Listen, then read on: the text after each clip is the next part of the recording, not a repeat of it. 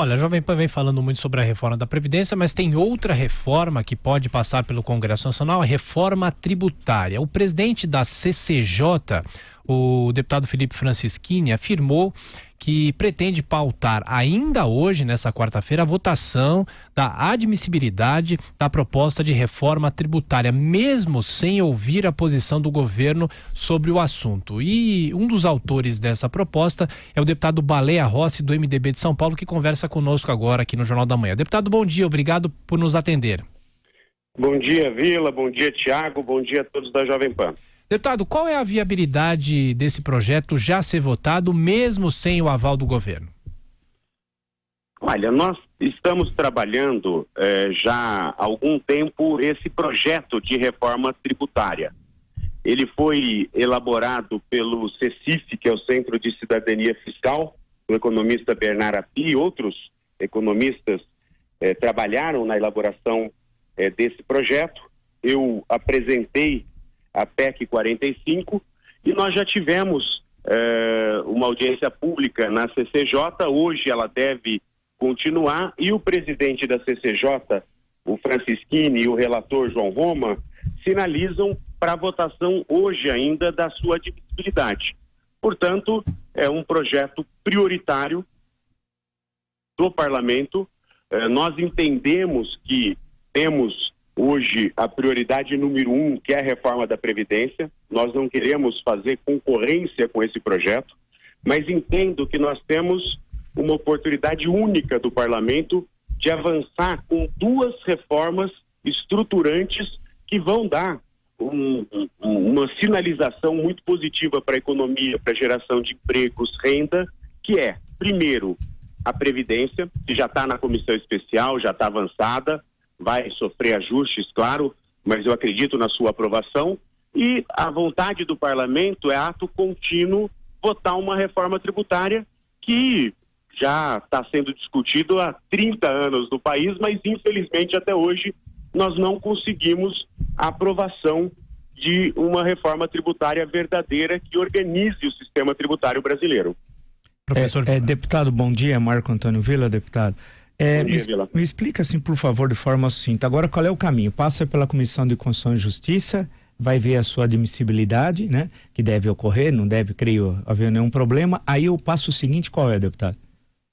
O passo seguinte é formar a comissão especial. Sim. O presidente Rodrigo Maia, exatamente para que não haja uma concorrência, para que não haja uma tentativa de utilizar a reforma tributária para prejudicar a reforma da Previdência, já me sinalizou que vai aguardar provavelmente um mês para instalar a reforma, a comissão da reforma tributária.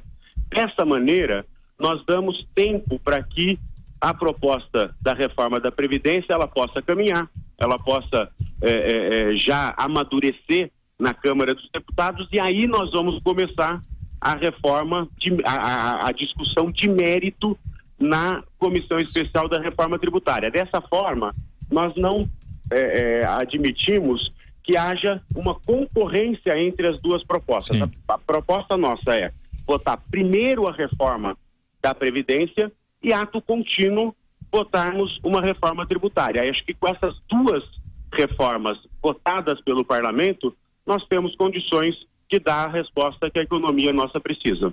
Mas, deputado, sendo assim, a comissão especial, depois de passar a reforma pela CCJ, a comissão especial vai se constituir ainda nesse semestre legislativo ou só no segundo semestre? Não, a ideia é o presidente Rodrigo Maia instalar a comissão especial da reforma tributária ainda no primeiro semestre, para que a gente possa começar a discussão de mérito. Sim, são 40 sessões, né, deputado, nesse caso, né?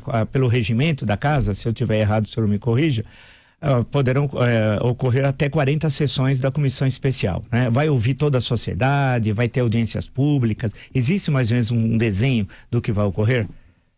Nós não temos ainda, porque aí vai depender do presidente da comissão especial, do próprio relator, de um cronograma de trabalho, mas com essa garantia do presidente de aguardar um período para a instalação, não existe a possibilidade de estarmos com uma reforma tributária pronta para a votação no plenário antes da votação da reforma da Previdência. Que essa é uma preocupação nossa. E nós temos clareza, Vila, que não tem como avançar uma reforma tributária no país se não for num amplo debate com o Ministério da Economia, com o governo federal. Paulo Guedes, claro que vai contribuir, o Marco Sintra, são pessoas que entendem do assunto e mais do que entendem, estão na condução da nossa economia. Então o parlamento, ele está dando um pontapé inicial para um projeto que é vital para o país, mas tenha plena consciência que isso só vai ocorrer com o parlamento trabalhando junto com o Ministério da Economia. Um exemplo concreto que muitas vezes, deputado, a gente discute questões no Brasil, mas que o Congresso entende, compreende, os parlamentares, alguns deles ao menos, mas a população não sabe o que é isso. Então, concretamente, essa reforma tributária, o senhor dê um exemplo no que ela contém, um exemplo, no que ela é melhor do sistema tributário existente hoje no Brasil? Olha, hoje o sistema tributário brasileiro é muito bagunçado. Ninguém sabe quanto realmente paga de imposto. Hoje você tem empresas que têm um departamento de 15, 20 funcionários só para pensar o que é que a empresa vai pagar de imposto. Se a empresa que é específica, que trabalha numa área específica, não sabe, você imagina a população. E essa proposta, ela unifica 5 tributos, 3 federais, que é o IPI, o COFINS e o PIS, que são tributos da União, o ICMS, que é estadual, e o ISS, que é municipal. Nós vamos ter o IBS, que é o Imposto sobre Bens e Serviços, e ele não é cumulativo.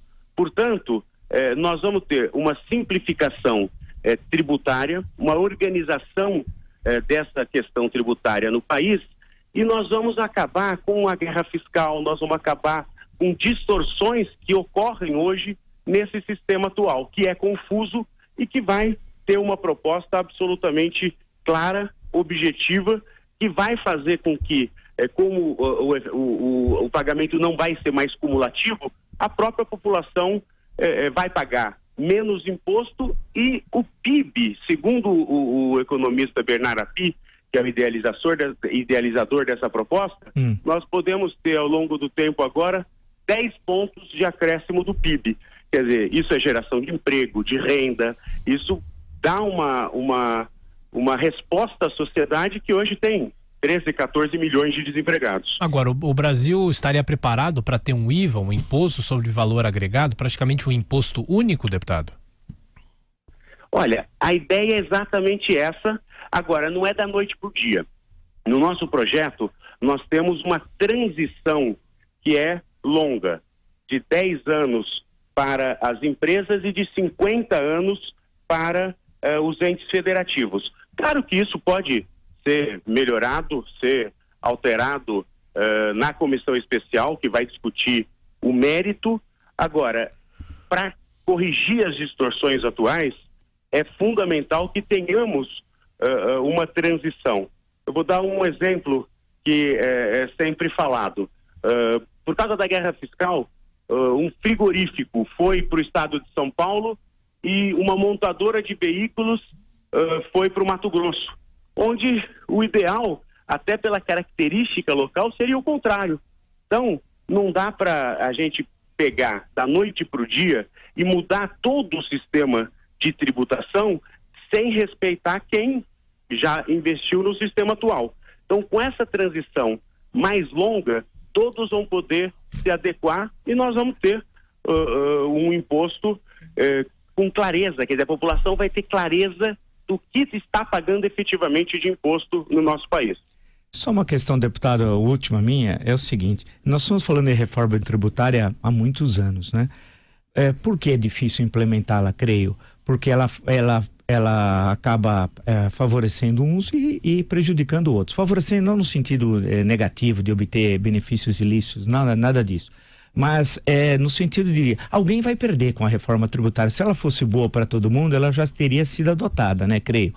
Então, assim, concretamente, quanto que pagaria esse IBS, esse Imposto de Bens e Serviços? Pessoas, é um imposto como se fosse um imposto único, paga 10%, 15%, 20%, 8%.